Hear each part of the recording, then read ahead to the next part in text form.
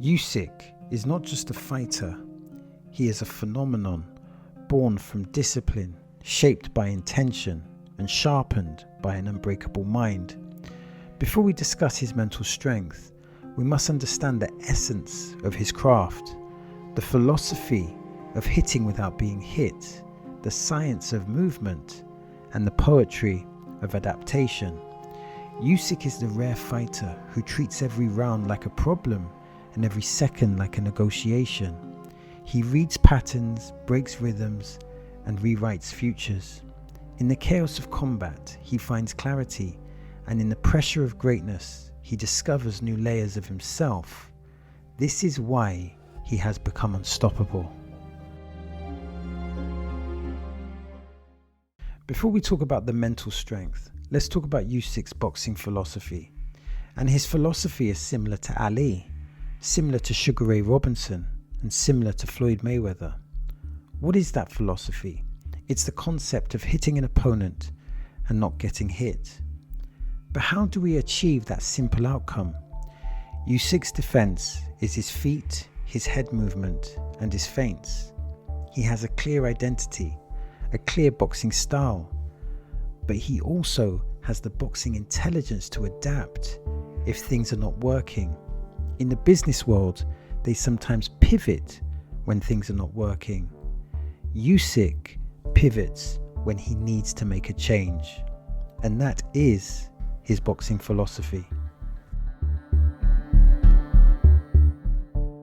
In simple terms, you can have positive psychology or you could have bad psychology. But as usual, it's a little bit more complicated than that. The scale of psychology can go from 1 to 100 or 1 to 1,000. Now, part of Usyk's positive psychology is based on meticulous preparation. He ticks all the boxes in camp. His preparation improves, his speed improves, his power improves, and his reflexes improves, which is essential. But they also work on developing his cognition. To oversimplify, cognition in this context means clarity of thought within the boxing realm. Usyk has clarity of what to do, but he also has clarity of how to adapt if things are not working. This gives him the unstoppable psychology of a champion. So Usyk was undisputed cruiserweight champion, and when he beat Gasayev, he achieved a huge milestone. The cruiserweight chapter had now been closed, but now a new chapter was about to be born. The Anthony Joshua fight was a big fight for the title. At Tottenham Hotspur, Usyk walked out in front of 66,267 fans. Some people crumble in front of the big lights, but Usyk totally excelled. He took away Joshua's jab, which is essential. He started to land the backhand, which is essential. His feet and head were off the center line, taking away the straight punches. And in the second half of the fight, Usyk started to land flurries. Joshua was a warrior, and he fought right up until the end. But Usyk was on another level that night. This was like an elite grandmaster against a good champion. Joshua presented puzzles, but Usyk kept solving them. Remember, the philosophy of boxing is to hit and not be hit, and Usyk did that effectively.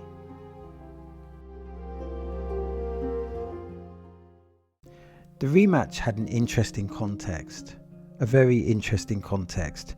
Joshua came with a new team and he presented a new puzzle. This time there was no home advantage for Joshua, but Joshua redeveloped his hunger, he redeveloped his passion. I believe Joshua brought his A game in this fight. His defense was improved and he punched in combinations. His body attack was vicious and calculated. And in round 9, it looked like Anthony Joshua was about to take over. But then Usyk went into the matrix mode. I only use the term matrix mode for certain fighters.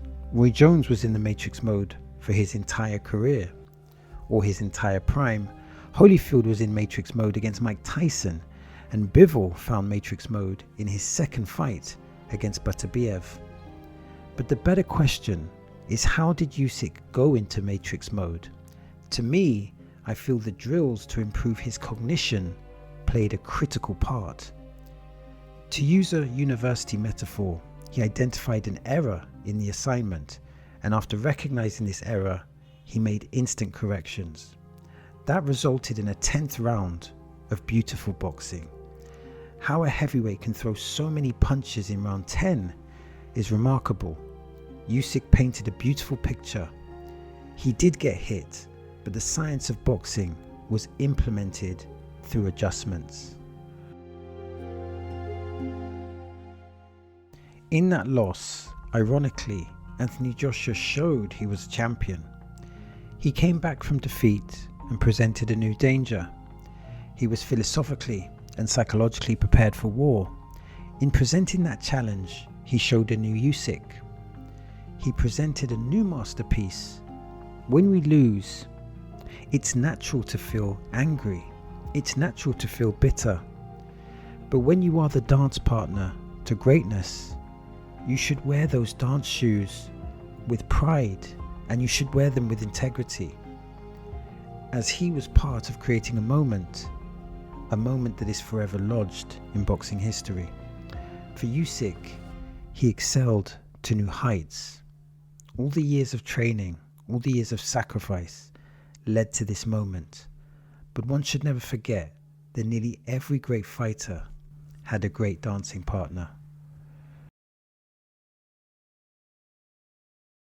Let's be honest. Let's be real honest. On paper, the Tyson Fury fight is extremely dangerous. Tyson Fury is an intelligent fighter that knows how to use his size. He knows how to present and solve puzzles. Against Klitschko, he exhibited a technical masterpiece. Against Wilder, he became the knockout artist.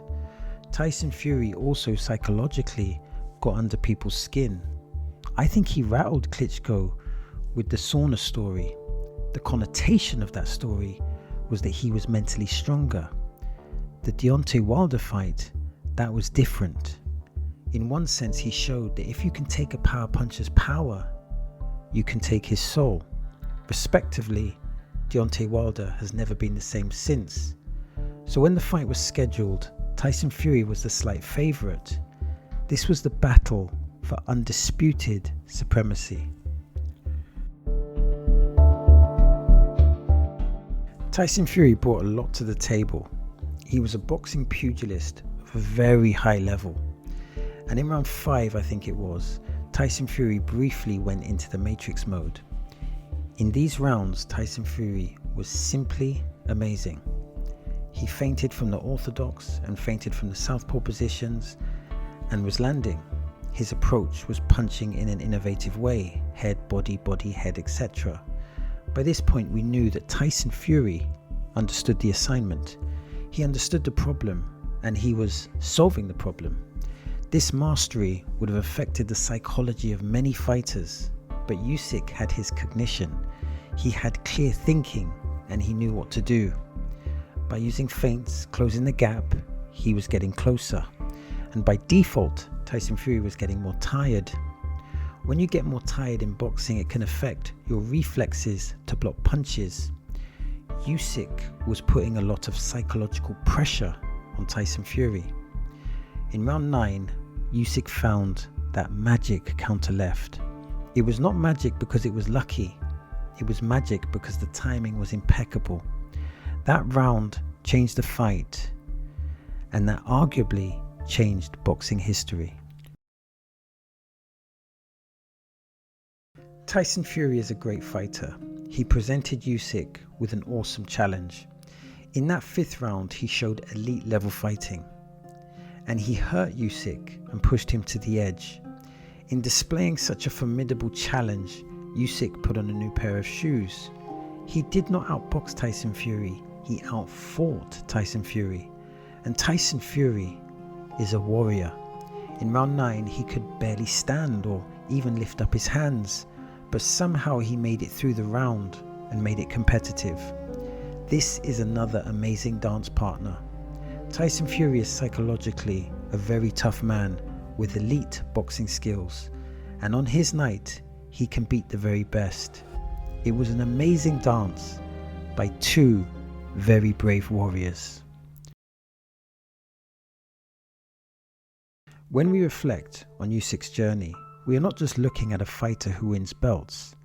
We are looking at a man who bends reality through discipline, cognition, and an unwavering belief in his craft. Usyk reminds us that greatness isn't built in the bright lights. It is forged in the quiet moments, in the unseen repetitions, in the corrections nobody applauds. He is the living embodiment of preparation meeting opportunity, of intelligence meeting instinct. But perhaps the deeper truth is this: every great champion requires a great challenge. Joshua pushed him to new heights. Fury dragged him into deep waters, and in those moments of chaos, Usyk did not drown, he transformed. He found gears that heavyweights are not supposed to have. He found clarity where others find panic. He found solutions where others see dead ends. This is the psychology of a champion, not arrogance, not bravado, but the calm conviction that when the storm comes, you are ready to dance inside it. Usyk teaches us that adaptation is not weakness, it is evolution. He teaches us that pressure reveals identity, and he proves that when preparation and cognition align, anything becomes possible. So when we speak of Usyk's legacy, understand this: he does not merely win fights, he paints masterpieces with his mind, his heart, and his courage. And in doing so, he reminds the world that true greatness is not granted, it is earned, moment by moment, round by round, challenge by challenge.